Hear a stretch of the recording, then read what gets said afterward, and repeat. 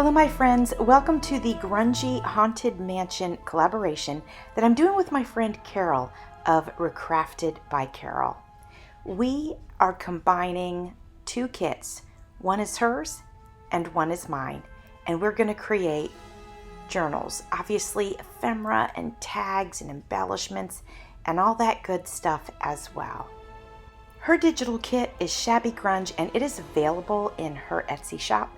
And my digital kit is Haunted Mansion, and that's available in my Etsy shop.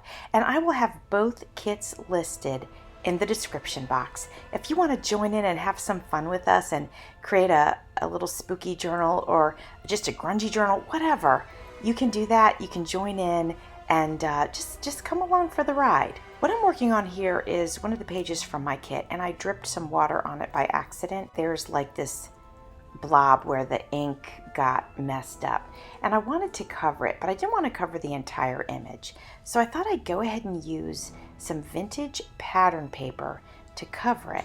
And so we're kind of killing two birds with one stone here. I'm covering the mistake, but I'm also adding a grungy feel. I'm using glue stick and I'm not covering the entire page, and this way I can tear the paper away and it will really have a grungy effect. And you'll be able to write right over top of that paper.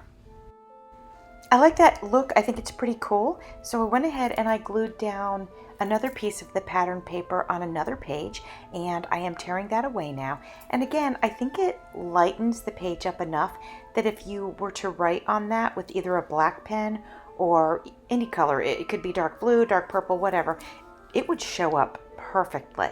I want to enhance these a little bit, but I'm not exactly sure how I want to go about doing that. So I'm going to grab a couple of different markers and I'm just going to touch the edges of the paper and see if the paper will absorb the marker or not. And I'm going to play with that a little bit and see if it works. I've discovered that the permanent marker that I was trying out, it didn't absorb into the paper the way that I would like. So I have some markers that my friend Mimi at By Mimi with Love, she gifted these to me, and they seem to do this sort of thing really well. I guess they're wetter, if you will, than a permanent marker. I don't know if that makes sense, but they do this sort of thing really, really nicely. And I know it probably seems tedious to go little by little, but once you put it on, you can't take it off.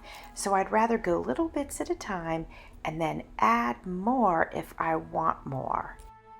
I realize that you can't really see the full effect on camera, but I am going to zoom in so that you can see some of it. It definitely does make a difference.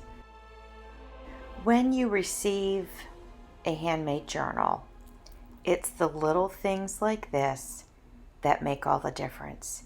And when you open that journal, you maybe don't even notice that that was an added thing. You see it more as a whole, but it's still a detail. And it ends up being a really important detail when the whole thing comes together. Now on the edges of this one, the paper, I'm just using my purple ink, and that is something I'm going to do throughout the journal. I've decided I'm going to be using purple ink, possibly exclusively.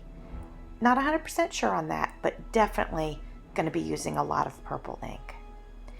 I'm going to take the time to go around every single page in the journal with that purple ink.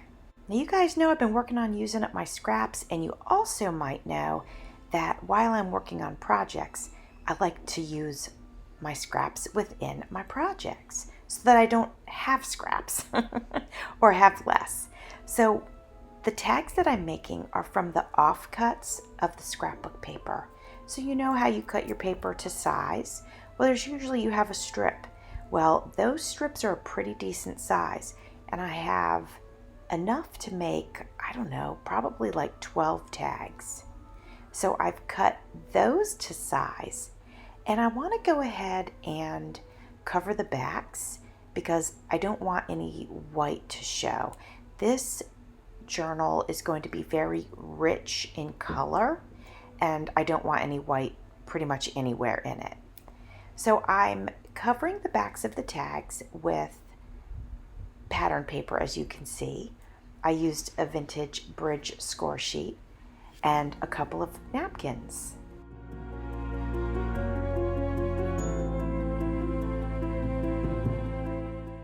Now that the backs are covered, I'd like to go ahead and start working on the front of these tags. I want to use fabric on some of them, and I have some of this nice, rich looking fabric. I want to capture this haunted mansion feeling. And when we think about a mansion, we might think about the furniture that's in there, and just, it's a mansion, so it's got to be pretty fancy stuff. And we think about days gone by. If it's haunted, then obviously something from the past is going on there. So this fabric looks to me like it's got a pattern on it that might have been on curtains or might have been on some furniture. So we're going to lay that on top of the tag, and then on one of them I added the old telephone, which I think is fun. For the next one, I'm going to use this cut apart, and it's a candle. There's like script writing behind it, and there's a flower on the bottom, and I think that's going to be a lot of fun.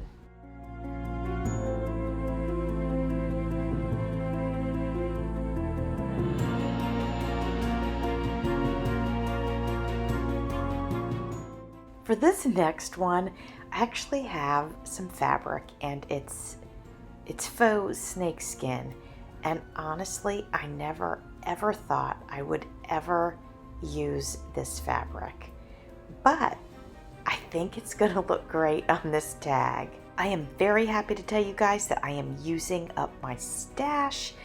This scrapbook paper that I'm using is from a Halloween paper pack that I bought several years ago, and I'm actually finishing it off in this journal, so I'm excited about that. So check out how good the snakeskin looks with this cut apart here. It's got some books, and there's the moon behind it, and I think this goes really well together. I'm going to show you all three tags in just a second, and I wanted to mention that on the one with the telephone, I actually put a layer of the pattern paper on that tag, then the fabric, and then the cut apart.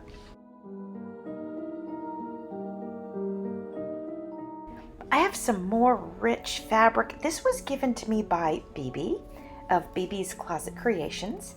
You can see I have layered that on a tag, and I'm putting another cut apart on it.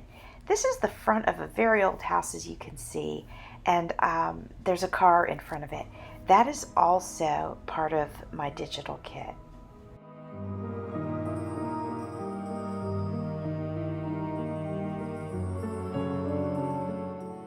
Friends, I had a lot of fun making this next one. I had this fabric here. It's not satin, but I don't know what it is. And then it's got this netting on top of it. So I cut a piece of it off, and I adhered it to one of these cards. And then I adhered a cut apart, which you can see it's got some eyeballs on it. Sorry it's not perfectly in frame, but it will be. Don't worry, you'll be able to see all of these tags coming up shortly. So there it is. I absolutely love this tag.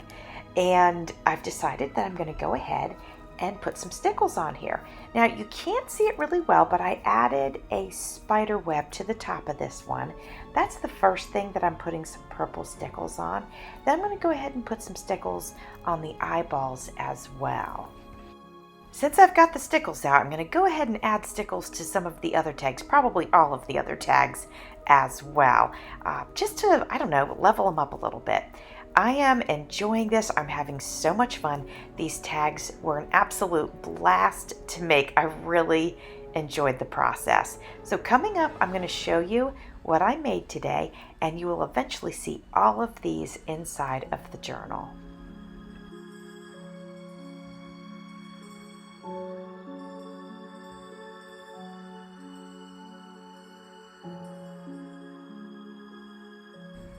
I hope that you've really enjoyed watching this, and maybe you've gotten some good ideas. And if you are a paper crafter but you don't use fabrics in your paper crafts, Give it a try. It's a lot of fun. It adds a lot of dimension and a lot of texture. I really enjoy using fabrics with my papers. Well, here's what we made today, my friends. I always appreciate you coming over and hanging out with me.